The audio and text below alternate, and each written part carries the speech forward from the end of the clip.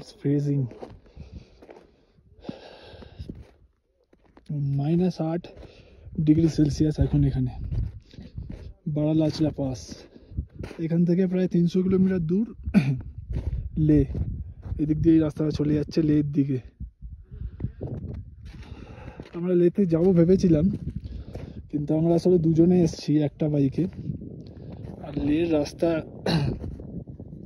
খুব একটা ভালো না, দুজনের জন্য ভালো হবে না, সুইটেবল হবে না, নাহলে আমরা লেতে চলে যেতাম। তো বেশ কিছুক্ষণ হয়েছে এখানে এসেছি, এইবার ফিরে চলে যেতে হবে। পুরোটাই বরফ দিয়ে ঢাকা, পুরোটা বরফ দিয়ে ঢাকা। 16,040 ফুট ওপরে। অক্সিজেনের প্রচণ্ড সমস্যা হয় এখানে। আমাদের প্রিকশনস আমাদের সাথে আছে, অলরেডি অক্সিজেন আছে যাতে সমস্যা না হয়। যদিও লাগেনি, কিন্তু হাই অ্যালটিটিউড তো অনেক সময় অক্সিজেনের দরকার পড়ে, তো রেখে দিয়েছিলাম। বাকি টেম্পারেচার সত্যি ফ্রিজিং, হাত নীল হয়ে যাচ্ছে, একদম নীল হয়ে যাচ্ছে, একদম একদম জড়সড় হয়ে যাচ্ছে হাত। বাট ওভারঅল এক্সপিরিয়েন্স এত সুন্দর।